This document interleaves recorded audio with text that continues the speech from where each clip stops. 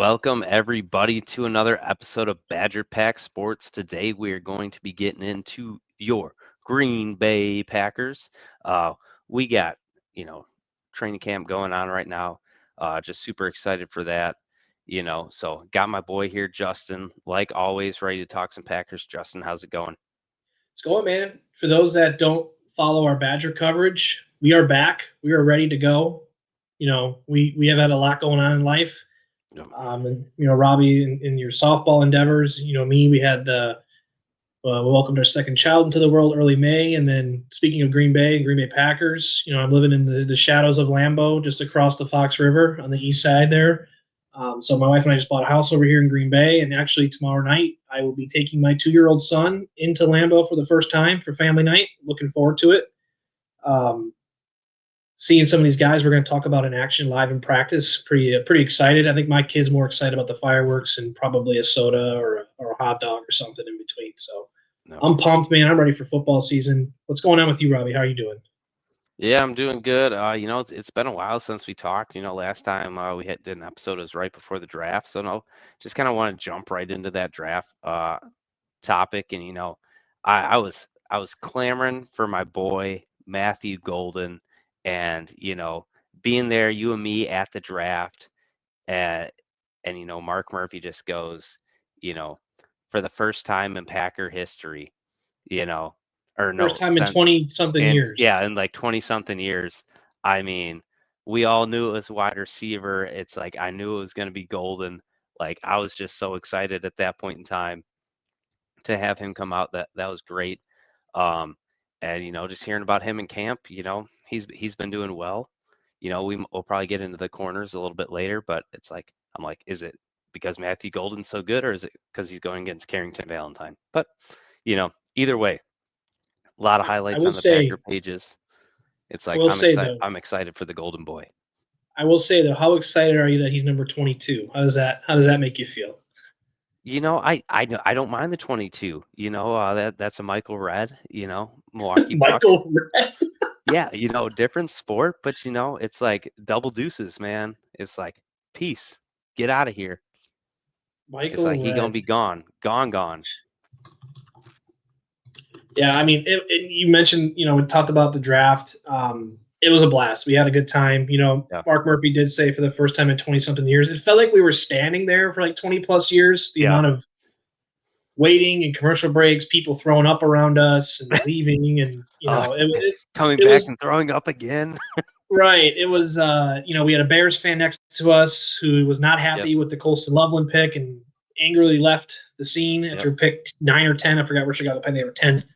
yep. Thought a girl was gonna pee her pants. Like I literally thought she was gonna pop a squat and go right Yeah, there. But we were packed like sardines. It was like yeah, Times Square on New Year's Eve, and I will say, great for the city of Green Bay. There yeah, were some reports coming out, very great economic help for a lot of our restaurants and hospitality areas and lodging and things of that nature. So it's great for the community. And I will say, it was pretty cool walking around and just seeing people from all different teams. Obviously, yep, during a game, it's Packers and then whoever we're playing. You see two teams represented, but like this, you got to see just a culmination of fans all around the country. We saw the Dog Pound show up with their big yeah, bus, and they parked it right by Lambeau, and they were having yeah, a party.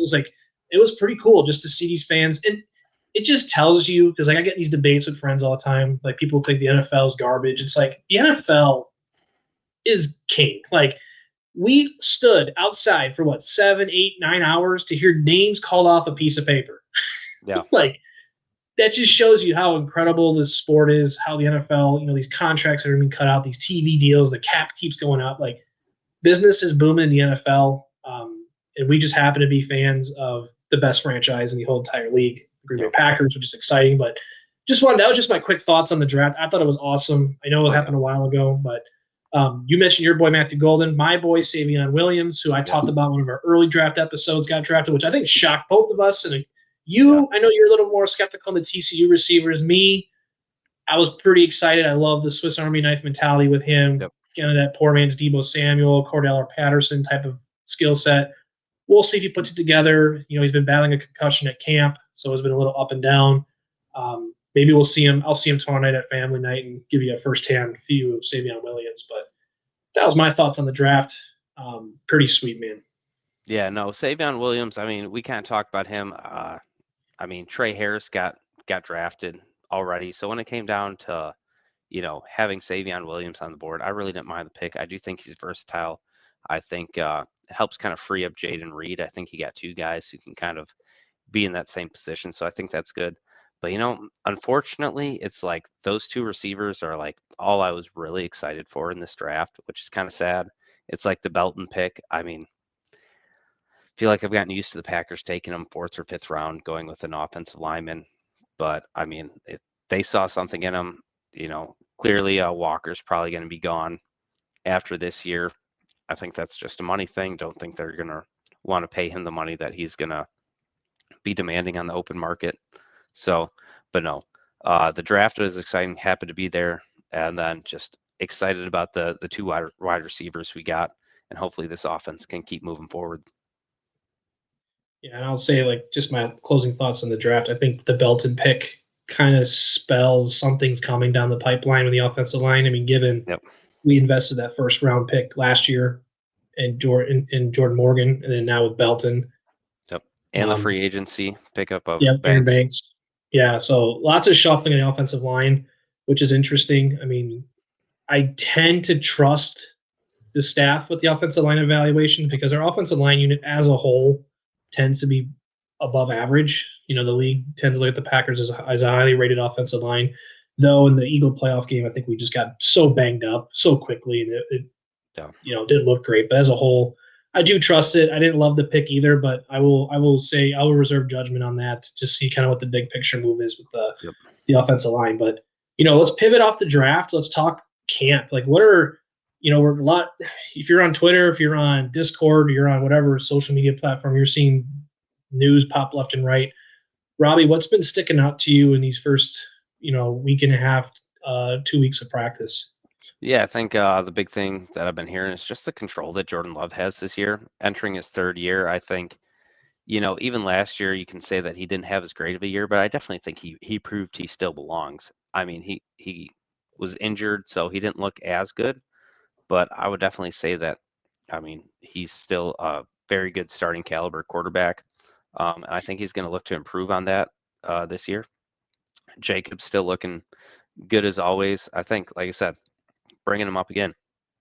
Matthew Golden looking like he's doing what he came in there to do, create good separation. And like I said, I think he just shows good hands and ability to separate. And that's what I've been saying. I think he's an elite separator. Yeah, and I know I'm with you on all those points. I don't want to. I'm not going to belabor those more. One name that I've been throwing in the trash since we've done this podcast and for a while that has shown out in camp, Lucas Van Ness. Yeah. There's been some talk him moving in the inside a little bit more. We brought in, I want to say it's Coach Covington, the new defensive line coach that we brought over from New England. There was some chatter about him coming into the fold that could really coach up not just Van Ness, but the entire front four to be more productive and more effective stopping the run, but more importantly, rushing the passer. And there's been a lot of buzz around Van Ness at camp that he's taken that next step. It looks like he's got extra burst. He's really being a disruptor, which again is a top 15 draft pick. You want to hear that. I would say that's a name that I've been optimistic about hearing, but I'm still a little. I need to see it more in the games. But what do you think of the defense, Robbie? Yeah, I mean, the Lucas Van Ness thing, just kind of get on that point. I think you hear a lot of times, kind of being Brian Gutekunst or even, rest in peace, but Ted Thompson always talk about that 30-year jump, is the big, like when they expect the biggest jump. And so if Lucas Van Ness is able to do that, that's going to be great. I think Kenny Clark's going to be better. I think they're kind of moving him back too. It's like, and that was something that I was hearing reports about kind of at the end of last year. It's just that they didn't think that these guys on the defensive line, like basically they were coached well enough within the scheme. And so if you have a guy that comes in, it's kind of like at work sometimes, it's like it can just be the manager. It's not always the individuals. It's that, hey, it's like these people want to work, but you're not instructing them well enough. So if they can be instructed well enough within the defense to play better, it can be a thing where they become exponentially better just by making subtle changes. Yeah, and Kenny Clark, you mentioned him. I mean, there's reports that he was talking about his health last year and the Brazil game, how he got banged up in that game, and it Yep. impacted him throughout the rest of the season. We'll see if there's some validity to that because he definitely had an underwhelming 2024 season. It's kind of So crazy. He's only 29, I think. I feel like he's yeah, been on this team forever, but I think he was only 20 when he got drafted. yeah, One of the he's youngest super guys young. drafted. Yeah, he was super young. I think did Ted draft him or was that Goody? It was Ted. It was I was gonna Ted. say I thought that was Ted. Yeah. So he's definitely one of the guys that have been around the longest. And also the other thing on defense for me, I know we'll talk about the secondary a little bit later, but I really want to see Edrin Cooper pick up and be the guy this year. Yeah. Last year was fun, but again, it's kind of easy being the new guy in the fold, flying around, you're Yeah. still not much tape on you, not many teams are scheming against you. Now there's a full season of tape. Edrin Cooper is, I don't want to say he's a household name yet because he's not, but he's a guy that defense or offensive coordinators are circling on their game Oh, plans now. yeah, exactly. If you So didn't say it, I was going to say the same thing. They're circling that guy because he can be a menace.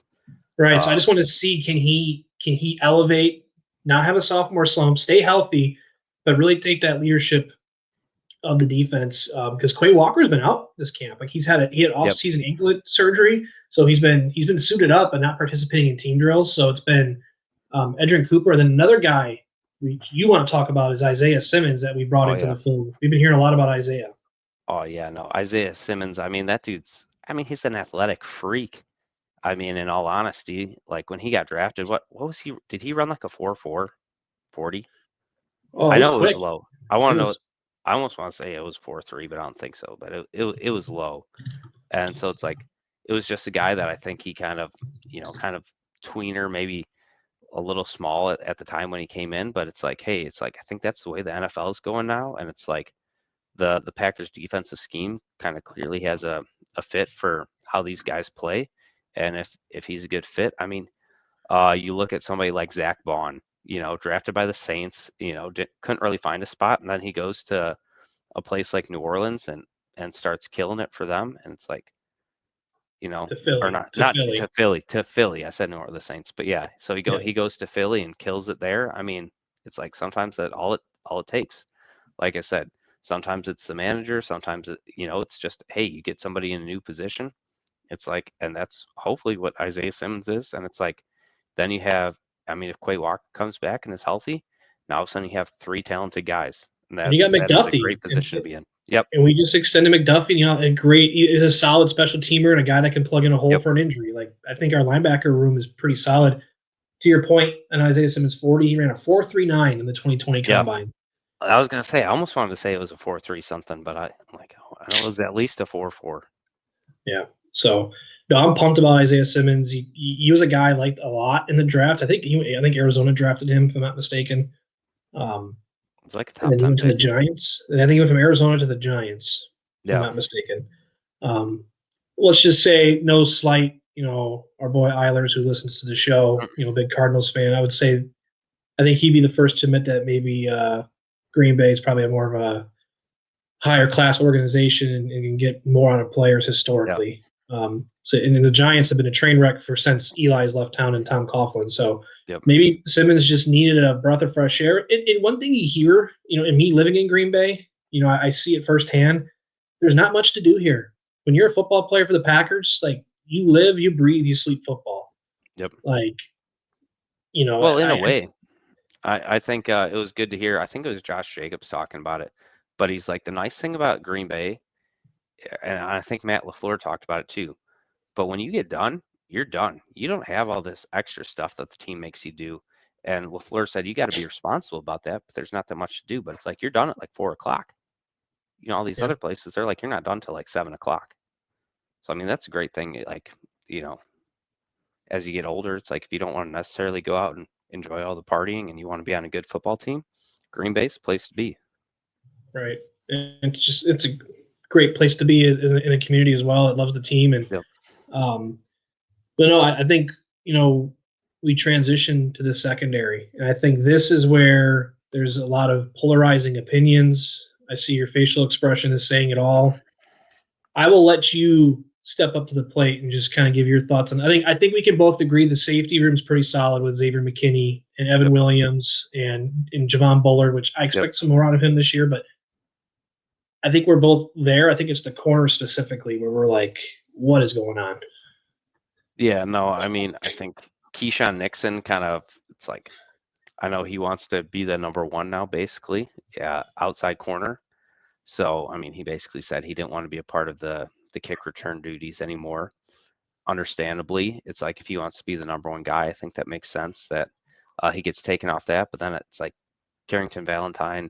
It's like I think he's good. I just don't know if he's like that good. And like that's a big issue. Those are your top two guys. I mean, I thought they were gonna keep Jaire, at a certain point once we held on to him long enough, and then they just let him go. I will say I think he said he still respected like the Packers. So that was nice to hear from him. But it's like now it's like, yeah, number 3 we got Bo Melton. It's like can we just end the stream now? Let's just end the stream now. Yeah. But hey, the Packers, Ted Thompson at one point flipped a wide receiver at one point from the University of Miami to cornerback, and that worked out well for them. Mr. Sam Shields. So Justin don't want to hear that because he is not happy about Bo Melton switching to cornerback. And here's why. Okay, you can leave me the comments and leave me the comments in the comment section. But the fan base knew Jaire's days were numbered. We knew that our secondary needed to be addressed. What were we doing in the draft? What were and I feel like there was what's the phrase? Failing to prepare is preparing to fail. Like you bring in Nate Hobbs. We'll talk about. I love Nate Hobbs. That's my guy right now. I like him a lot. But like, if you're resorting to bringing in Bo Melton to transform in a corner, and he's getting run with ones at camp, like there's been reports that he's getting run with the ones. You got to have him practice against the best, man. Practice against the best. Yeah, and our boy Bazarowski posted a tweet of a rep with Melton at corner, and he was getting absolutely cooked by Romeo Doubs, and he was hanging out for dear life, which would have been a DPI, holding, you name it. Make it a 50-yard penalty for all we care. He did all the things you're not supposed to. Better to do it in practice than in a game. That's what I say. Right, and I hope I'm wrong. But I just feel like we did not do enough in the offseason to address a major hole when you let a guy like Jaire walk out the door. Because I was at the front of the line saying Jaire should be, his days are done in Green Bay and need to cut ties. Yeah. I did not expect us to bring in a corner in Nate Hobbs, which is he's a good player, but he's not upper echelon. And you don't draft anybody in the top. I mean, we got Micah Robinson in the 7th round? Yeah, Micah Robinson. Yeah, I don't understand the decision making from the front office. I get that the cornerback draft class may not have been great, but I just feel like there could have been better planning. And how. Yeah. And I know this offseason we were talking about, there was a talk like, oh, Jaire may stick around, Jaire might. We were talking. If we put a lie detector test on Goody, I truly believe he's like, we're not going to sign him. There's just no chance. So I just think it's an embarrassing look for the organization. I think it's ridiculous that we're bringing in a guy that's been in the league for a few years playing receiver. The Sam Shields experiment. He hadn't played a snap in the NFL. He was trying to find his spot on a roster, right? Like Bo Melton has produced as a receiver, and now you're asking him to just completely transform. But to be a full room in the National Football League. It's the thing. It's a full room there, though. So I think that's the biggest thing. It's like, okay, great. They should sign you to be corner, Robbie. If they'll sign you, because then it's a full room. No, because Bo Melton also he's a great special teamer, so they're going to keep him on the team for that. So now it's like, if he's already going to make the team as a core special teamer, why aren't you going to find a spot for him on the roster if you can? And if you don't think it's going to be at wide receiver and you have a need at corner, why wouldn't you at least try to make that switch? I think there's so many good special teamers out there you can find. If you're playing the Vikings and Jordan Addison and Bo Melton happens to be out there and Jordan Addison, I won't even use Justin Jefferson because that's a crazy example. If Jordan Addison is lined up and Bo Melton's on him, they're licking their chops. I guarantee it. and you name all the other receivers. You play the Lions, Jamison Hey, Williams. I saw Cooks. Jarrett Bush on the field. Okay, I think Bo Melton can get to Jarrett Bush level. Yeah, I'll pull that name I out. wish I had your optimism, and maybe during the preseason, like I'll watch the preseason. That is one guy I'll watch closely is Bo Melton. Yeah. I'm a Packer fan first and primary, so I hope I'm wrong. But I'm here to make opinions. I'm not here to be right. Some of my He's opinions will definitely be got the wrong. speed. I mean, he's like a 4.3 guy. So he still has the speed to run with these It's guys. the technique, though. Does he have the technique? I mean, he has the brain of a receiver, which helps. I will give him that. Like he knows, route running techniques and things that the receivers try to do to get Yeah. separation on a corner. I just find it off-putting, especially when we're in a Super Bowl window where we're at now. Like we're in a window. Yeah. Like this is a time. Jordan Love's in his year 3. We have an established receiving core. Josh Jacobs at the running back, solid to good defense. Like this isn't the time to do experiments. And I get like, sure, you got to fill in the roster at spot 52, 53. Sure, you're not going to have a superstar there. I get that. But like when you whether you like it or not, Jaire Alexander was one of the best players on this defense when he was healthy. Let him walk out the door, and you don't have a good contingency plan to fill him in. Like our secondary is probably the worst in the division. Would you agree with that? I mean, maybe us or Minnesota. I have to look at Minnesota, but like, Yeah. you got Jalen Johnson with the Bears, you got Terrion Arnold in the group with the Lions, and you got Cam Bynum, and they just extended Metellus with Minnesota. Like they got Yeah, guys. no, I mean, for us, like I'd probably say, definitely as far as proven, it's like we're not proven. You can't say we're. Yeah, I would agree. We're probably one of the worst cornerback rooms in our division. right, and we were 1-5 in the division last year. Yep. Like, let's not forget that. And the one win was a miracle block field goal in Chicago. Yep. Like, I hope I'm wrong. I hope I eat my crow. I hope that our secondary ends up I being think fine. Kalen King, he's drafted him late again last year. I will say this enrages me about the pick last year with Jordan Morgan, because I mean, Nate Wiggins was on the I board. Nate Wiggins was on the board and Cooper Cooper DeJean. DeJean. Yeah. That you tie the knot of my argument because that's what makes me upset too. Yep. The writing even last draft, Jaire, like the writing was on the wall with him. He was still banged up. Yeah. It's not like we just woke up and said. It's not like Jaire came and said, "I want more money," and I've been an All-Pro like this Micah Parsons situation where a contract's due and like you have to pay. It's like no, we knew we weren't going to pay him again.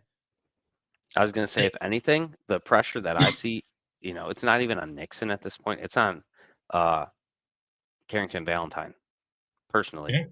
Yeah. Because I think that's the one that they've had the most hope in my opinion. Because I think that if you looked at the room last year, you had Jaire Alexander, but then it was who was after that, and it was Valentine, or you had Nixon. And Valentine as well, but he's no longer with the team. Valentine, yeah. But So still, it was Valentine was above Valentine. Yeah, I mean, in my opinion, but it's like I looked at that room and I said, you don't have another star, and Alexander was getting hurt. I'm like, you need the talent at this position. They want Jordan Morgan. It's like I didn't agree with it. I thought it was a great year for defensive backs, and then it's like you look at this year, it wasn't as good. Right, exactly. So, and I'll say my last thought on the secondary. One thing I do like, I've been super negative, is Nate Doubs. I think he has brought a mentality to camp, and it's been widely reported. There was a hit he had on Marshawn Lloyd. I know you have feelings on Marshawn Lloyd, but I will say there was a hit he made on him, and some people thought it was a little rough or wasn't clean or whatever.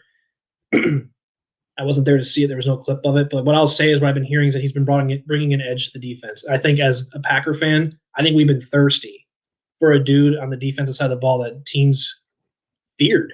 Like we haven't had a guy like that since Clay Matthews, where you saw a dude on the other side like that's a bad dude. Like I don't want to mess with him. Like he's a monster. I think Edgerrin Cooper can get there maybe, but like someone that would just lay the lumber and that like he's coming to punish you. Yep. We don't have anybody that feared on defense. Yeah, I mean, it was reported. It kind of sounds like that Marshawn Lloyd was kind of hurt even before that hit. Right. But No, Lloyd, like I said, I like the talent of Lloyd. He seems to be getting injured, and I didn't like the Packers that didn't take a running back, earlier.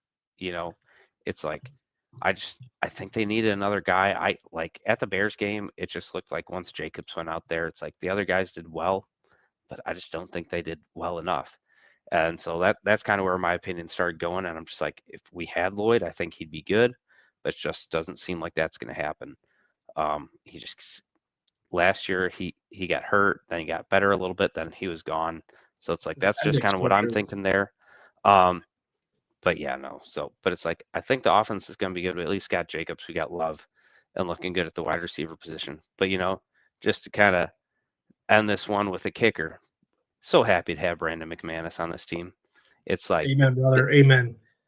that dude that that dude saved us. It's like Brad Narvison, the Narv dog, Anders Carlson. It's like, man, every time we went to kick this ball, it's like I I was scared, but now it's like I'm just waiting for it, waiting for the hands to go up. It's good, just like this show. So remember to hit that like and subscribe button, and we'll see you next time on Badger Pack Sports.